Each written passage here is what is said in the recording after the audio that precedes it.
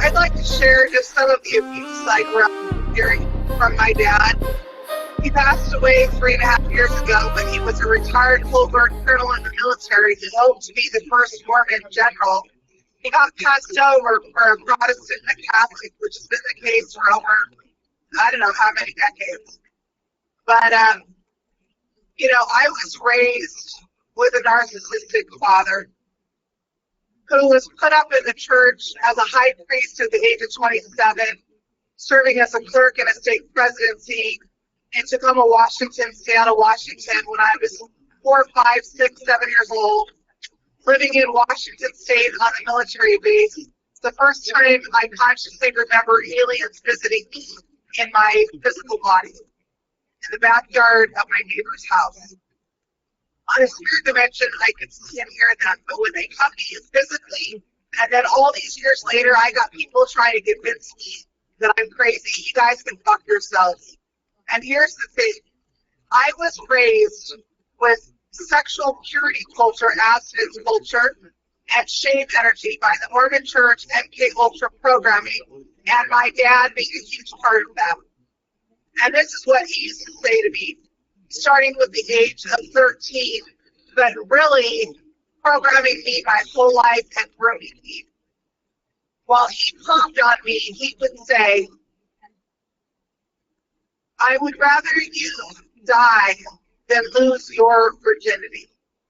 And he said that to me multiple times between the ages of 13 and when I got married at the age of 23. Julie, I would rather you die than lose your virginity. And I would rather you hate me. I'm like, oh good, I do hate you. You did well, Dad. You got me to hate you because of your abuse. And I'm going to call it out now. For me and all my siblings, my sisters, I have 6 sisters, 7 of us, that were told that by my dad. And I hope my sisters hear me say this when I say I'm going to clear that shit, because what he did was abusive, and what he still does often in spirit dimension is abusive. And until he can learn his fucking lessons, where he belongs in the universe, which is not above me and not below me, and definitely not equal of me, he is definitely not above me. Thank fucking God he died, so I can speak freely in my plan now against the Mormon Church and their stupid policies that are demonic, satanic, and cult-like, and they have way darker agendas for why they do that. Don't get me started on why they have their so-called military missionary army go out and live 2 by 2 together with companions. The number of gays and lesbians that come out after a mission is not coincidental. And the bullshit abuse we suffered at the hands of the Mormon Church as children, teenagers, and young adults, and through my adult years, is off the charts.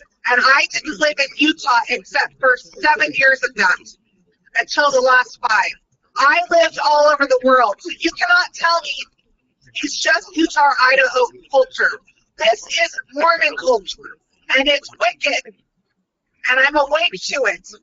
And those of you that heard me witness and testify all those years ago on the Julie Rose Show, you can follow those. I've saved them on Jules Energy, or Julie Barnett, Jules Energy at Patreon, Phoenix Rising. If you want to go back and listen to those, and you can see my progression as I was unveiled by the light side to help you wake up and help you wake up to the depravity of what's going on. I moved to Utah for a reason. I fled from Kansas City area to Utah, and I hid out in the mountains. And those days are prophecy being fulfilled. One thing I'll give the Mormons is they teach you to read your scriptures, and there is some truth in the scriptures, although it's written by the patriarchy and those dark agendas that seek to control. But those of you that know your scriptures will understand some of the signs of the times, whereas those that don't may not even see that there are aliens living among us. Copy, confirm, and transmit now. I have sex with who I want, when I want, and I have no shame or guilt in it. But those are soul courts, and I will not give in to the perversions that are here on this planet.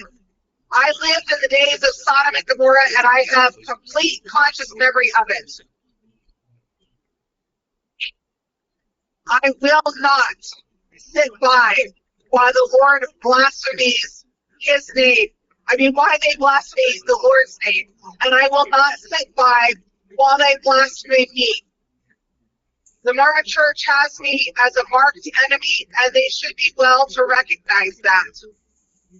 I will not be quiet. I will gather the remnant and prepare the way for Yahshua, as was from the original design.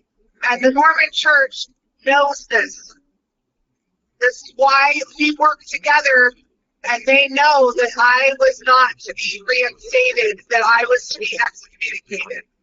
They know me by name, and they knew my dad by name because he was slated to become a general authority. And when they did not make him a general authority due to my parents' divorce when I was in my 20s, the year of my 21st birthday in 1993 and 4, and he was devastated.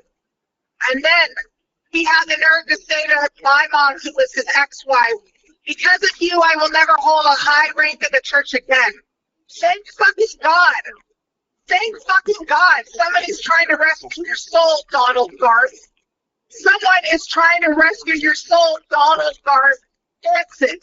Hantzett. That's my middle name. In case the Mormon Church wants to make sure they know who I am. I'm not running scared of you. You should be scared.